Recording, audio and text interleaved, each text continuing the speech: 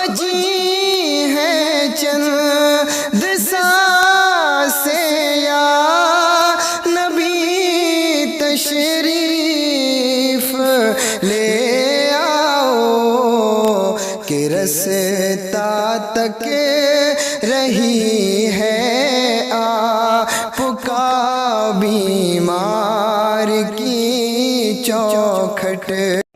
اور میں کہتا ہوں ساقب، وہ اگر گھر پہ فقیری اور غریبی ڈیرے ڈال لے اور تیرے گھر میں اگر فاقے ہونے لگے تو کسی امیر کی چوکھٹ پہ ہاتھ پھیلانے مت جانا، کسی زمیندار کے آگے کٹا لے کے مت جانا کہ میرے بچے بھوکے ہیں اسے کچھ دانا دے دو۔ چند ٹکوں کے بدلے میں کسی کی چوکھٹ پہ ایمان مت بیچنا۔ اگر غریبی تمہارے دروازے پہ ڈیرا ڈال لینا تو جانا مسجد کے دروازے پہ جا کر کے بیٹھ جانا۔ توجہ ہے؟ مسجد کے دروازے پہ جا کے بیٹھ جانا، اور اللہ کی رضا کے لیے جو نماز پڑھنے آئے گئے اپنے کپڑے سے ان کے جوتے صاف کرنا، اور یہ سوچ کے کرنا کہ میں ان لوگوں کے جوتے صاف کر رہا ہوں جو میرے رب کی بارگاہ میں سجدہ کرنے آئے ہیں۔ خدا کی قسم مصیبتیں کتنی بھی بڑی ہوں اور یہ 40 دن عمل کر کے دیکھنا، اور پھر اللہ کی رحمتیں اگر تیرے گھر پہ ڈیرا نہ جما لے تو پھر آ کے گریبان پکڑ لے۔ ہمیں تو اس سے لینا ہی نہیں آیا، ہمیں اس سے مانگنا ہی نہیں آیا، ہم نے اسے راضی کرنے کا کبھی سوچا بھی نہیں۔ اللہ اکبر، تمہارے دروازے پہ اگر ایسا کوئی ڈھونگی آ جائے کہ میرے حصے میں اتنے، میرے قبضے میں اتنے ہیں، تو کبھی اس کے جھانسے میں مت آنا۔ سمجھ رہے میری بات؟ اس کے جھانسے میں مت آنا۔ کوئی بیماری ہوتی ہے ڈائریکٹ کہتے ہیں اسے تو کرا دیا ہے پڑوسی نے۔ ان میاؤں نے قوم کو آپس میں ایسا لڑا دیا، بھائی کو بھائی کا دشمن بنا دیا۔ کہتے بہت بڑا جادو تجھ پہ ہے، وہ بیچارہ ڈر جاتا، کتنا بڑا جادو ہے، کرایا کس نے، کچھ تو بتاؤ گے؟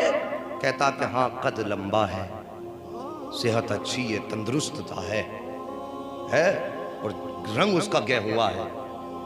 ایک بات بتاؤ، میں اگر یہ پہچان کسی کو بتا کے جاؤں تمہارے گاؤں میں کتنے لوگ ایسے نکلیں گے؟ سینکڑوں نکلیں گے نا؟ تو جب کسی کو بیماری ہے تو کہتا ذرا قریب میں نظر دوڑا، تو ایک آدھ تو محلے میں نکل ہی آئے گا۔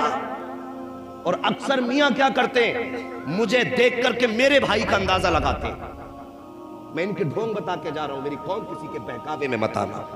میری تقریر طبع یار کو بے چین کرتی ہے، سبب کیا ہے؟ وہی کہتا ہوں جو دل پر گزرتی ہے۔ سب سے پہلے اگر آپ جائیں گے تو آپ کے نقشے کے مطابق آپ کے بھائی کا نقشہ آپ کے سامنے رکھیں گے۔ آپ کہیں گے بالکل صحیح کہا، کہ کون ہے کہ میں سمجھ گیا۔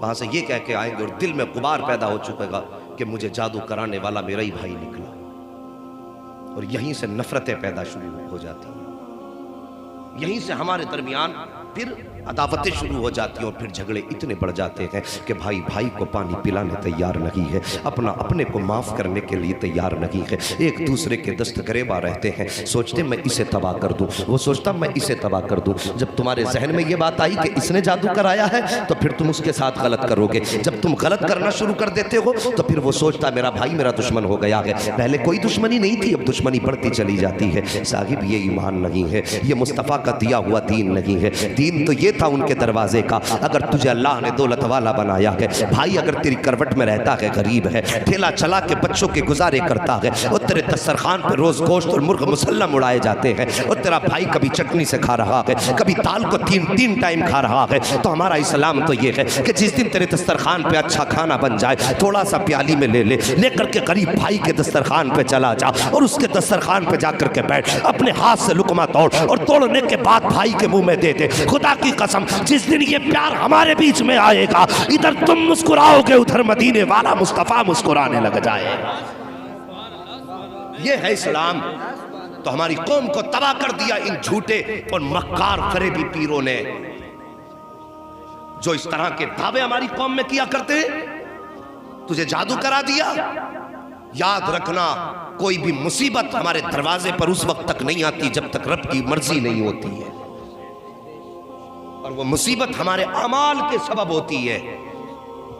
اگر گھر میں مصیبتیں آئیں تو پڑوس میں مت ٹٹولو کسی کو، اپنے دل میں جھانکو کہ یار میں نے کتنے گناہ کیے ہیں اس مہینے میں نے اپنے رب کو کتنا منایا ہے۔ مہربانی کرنا آئندہ اپنے عقیدے کی حفاظت رکھنا، کسی بھی یار غیرے کے کہنے پہ ایمان کا سودا مت کر دینا۔